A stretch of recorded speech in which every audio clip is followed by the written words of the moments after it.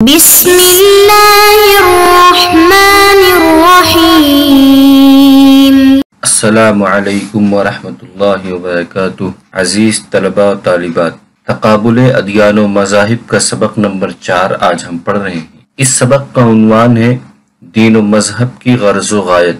آج کے اس سبق میں ہم پڑھیں گے دین کا مقصد کیا ہے، دین لوگوں میں کیا پیدا کرنا چاہے، دین رائج کرنے کا، دین پھیلانے کا یا لوگوں کی زندگی میں داخل کرنے کی کیا مقاصد ہیں، اس کی غرض کیا ہے، اس کو آج ہم اس سبق میں تفصیل سے دین و مذہب کی غرض و غایت کون کون سی۔ دین و مذہب کے درذیل 3 اہم اغراض و مقاصد ہیں۔ نمبر 1 فطری اقتضاء کی تکمیل، نمبر 2 عقل کی رہنمائی، نمبر 3 حیات بعد الموت کی اطلاع۔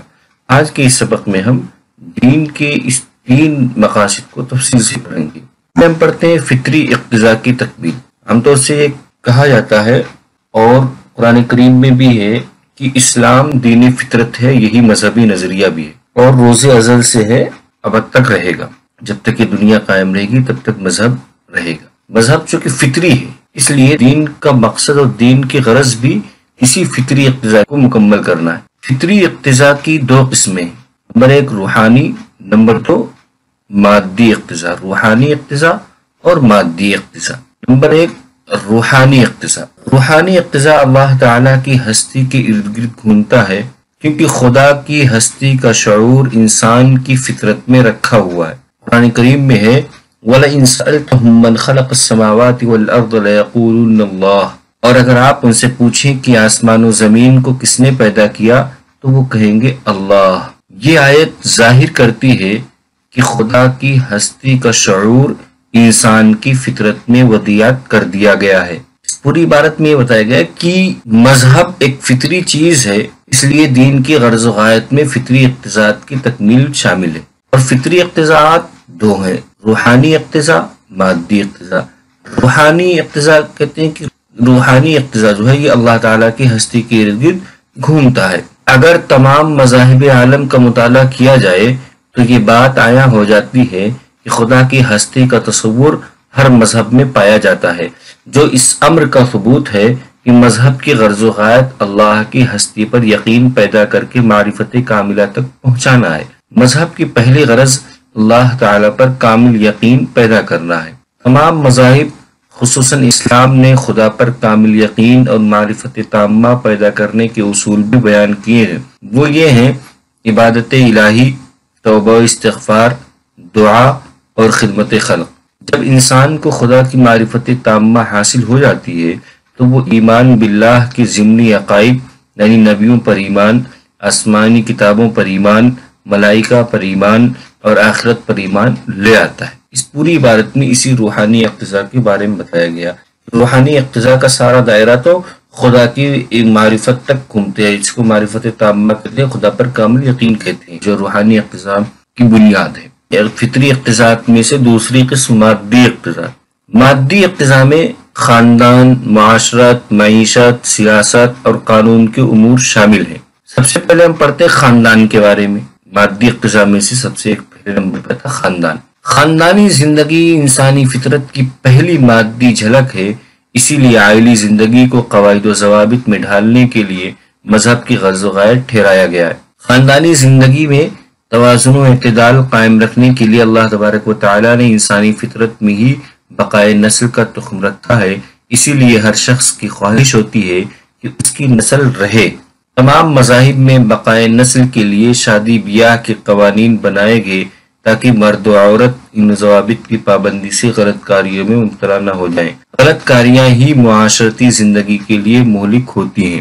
اس پوری عبارت میں سب سے پہلے تو یہ بیان کیا گیا کہ مادی اقتضاءات کون کون سے ہیں۔ ان مادی اقتضاءات میں سے سب سے پہلے نمبر پہ خاندان کے بارے میں بتایا گیا۔ خاندانی زندگی، اسی کو عائلی زندگی بھی بولتے ہیں، کہ یہ فطری انسانی فطرت کی پہلی مادی جھلک ہے، اور خاندانی زندگی میں توازن و اعتدال قائم رکھنے کے لیے اللہ تبارک و تعالیٰ نے انسانی فطرت میں بقائے نسل کا تخم رکھا ہے۔ اسی لیے یعنی یہ جو تخم ہے کہ ہر انسان کو اپنی نسل چلانے کی خواہش ہوتی ہے، اپنی نسل باقی رکھنے کی خواہش ہوتی ہے، اور اس کی تکمیل کے لیے، اس تخم کی تکمیل کے لیے ایک جائز طریقے سے اس کو تحفظ دینے کے لیے یہ جو انسان کے اندر فطری چیز ہے کہ اس کی نسل باقی رہے اور اس کی نسل کی آبیاری کے لیے شادی بیاہ کا تصور پیش کیا گیا اور اس کا جائز طریقے سے اس کے پورے اصول و قوانین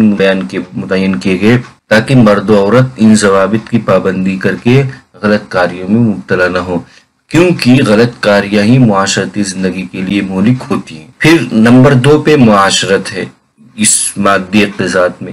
جب عائلی زندگی میں وسعت پیدا ہوتی ہے تب معاشرہ وجود میں آتا ہے۔ تمام مذاہب نے معاشرتی زندگی کو بہتر بنانے کے لیے اصول مقرر کیے ہیں تاکہ معاشرہ قوانین کے حدود میں رہ کر آگے بڑھے اور انسانی زندگی کو خوشگوار بنائے۔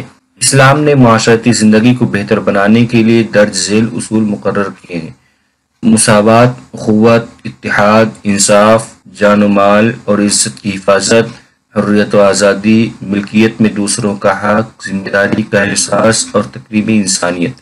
ان اصول کے ساتھ معاشرتی ادارے کے تمام اراکین کے حقوق و فرائض بھی متعین کیے گئے۔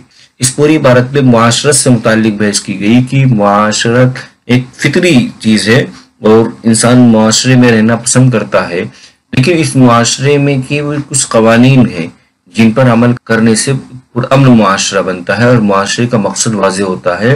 ان اصول میں سے یہ ہے مساوات، برابری کا تصور، اخوت، بھائی چارگی، اتحاد، یکجہتی، انصاف، عدل انصاف، جسے جان و مال اور عزت کی حفاظت، حریت و آزادی کی ہر ایک کو آزادی حاصل ہو، ملکیت میں دوسروں کا حق، یعنی امیر کی حق ملکیت میں دوسروں کا حق یا باپ کی ملکیت میں بیٹے کا حق، اس طرح سے ذمہ داری کا احساس اور تکریم انسانیت، ایک دوسرے انسان کی تکریم کرنا، عزت کرنا۔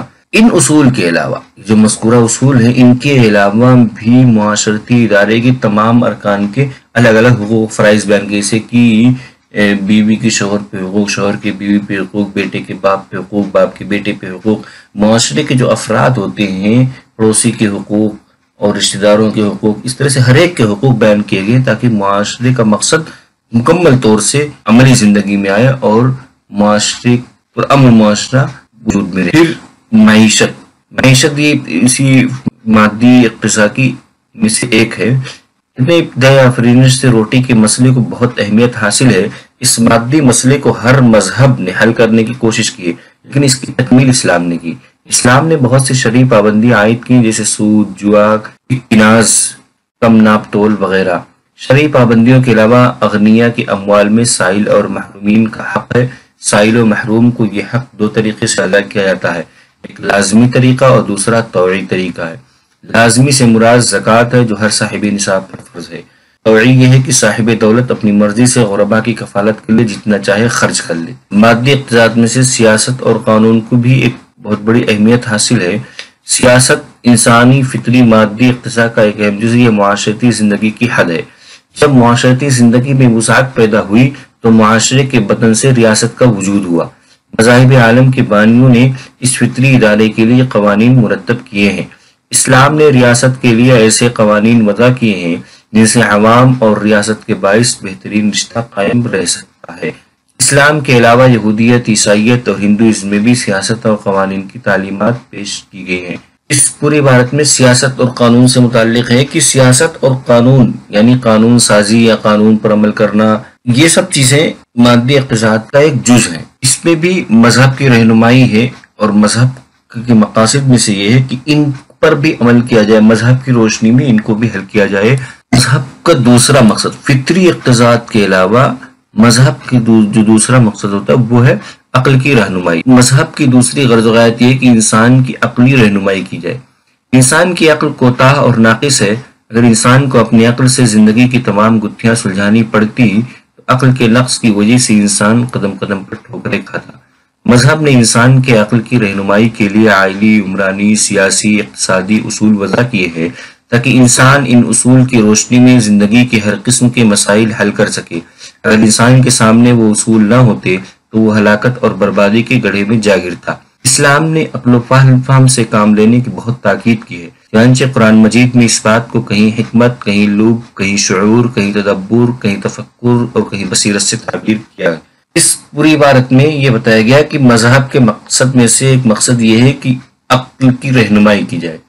انسانی عقل چونکہ ایک محدود ہوتی ہے، اس کا ایک خاص دائرہ ہے، اس لیے اگر عقل کو ہی کافی سمجھ لیا جائے تو زندگی کی بہت سی تمام گتھیاں ہوتی ہیں جو عقل سے حل نہیں ہوتی. عقل ناقص ہے اور زندگی کے مسائل لامحدود ہوتے ہیں. اس لیے ضرورت تھی کہ مذہب انسان کی رہنمائی کرتا، انسان کے عقل کو راستہ دکھاتا. تیسرا مقصد مذہب کا حیات بعد الموت کی اطلاع، مرنے کے بعد کی زندگی اس کی اطلاع دیں. حیات بعد الموت کی اطلاع دین کے اغراض میں سے ایک اہم غرض ہے. حیات بعد الموت کا تصور انسانی عقل کے دائرے سے باہر ہے. اس کی اطلاع وہی شخص دے سکتا ہے جس کو اللہ تعالیٰ نے خبر دی ہو. جزا، سزا اور حیات بعد الموت کا علم سوائے مذہب کے کہیں اور سے حاصل نہیں کیا جا سکتا، اس لیے کہ انسان کی عقل اس قدر دور کے نتائج کو بھانپ نہیں سکتی. اللہ تعالیٰ نے اپنے انبیاء علیہ السلام کی معرفت وحی کے ذریعے جزا سزا کا قانون لوگوں کو بتایا، اور جو لوگ اس قانون کی خلاف ورزی کریں گے وہ مستوجب سزا ٹھہریں گے، اور جو اس قانون کے مطابق اپنی زندگی کو ڈھالیں گے وہ انعاموں کے وارث ہوں گے. اس پوری عبارت میں بتایا گیا ہے کہ مرنے کے بعد کی زندگی ہوتی ہے اس کے بارے میں بتلانا یہ مذہب کا کام ہے، مذہب کا اہم مقصد ہے. لیکن مذہب کے علاوہ کوئی اور ذریعہ نہیں ہے اس بات کو بتائے کہ مرنے کے بعد سے زندگی شروع ہوگی، کیا کیفیت ہوگی، انسان دوبارہ اٹھے گا نہیں اٹھے گا، جزا سزا ہوگی نہیں ہوگی. اس بارے میں صرف مذہب رہنمائی کرتا ہے. آج کے اس سبق کا خلاصہ یہ کہ آج کی سب سے پہلے پڑھا کہ دین اور مذہب کی غرض و غایت کیا ہے، کون کون سی ہیں. سب سے پہلے ہم نے پڑھا فطری اقتضاءات کی تکمیل کی. دین کی غرض و غایت میں سب سے پہلے فطری اقتضاء کی تکمیل. پھر اس کے بعد ہم نے پڑھا کہ فطری اقتضاء کی دو قسمیں، روحانی اقتضاء، مادی اقتضاء. پھر یہ پڑھا کہ مادی اقتضاء میں کون کون سی چیزیں آتی، خاندان، معاشرت، معیشت، سیاست اور قانون. پھر یہ پڑھا عقل کی رہنمائی، یہ دوسری قسم فطری اقتضاء کی دوسری قسم. اس دین و مذہب کی غرض و غایت دوسرا مقصد ہے عقل کی رہنمائی. پھر تیسرا مقصد ہے حیات بعد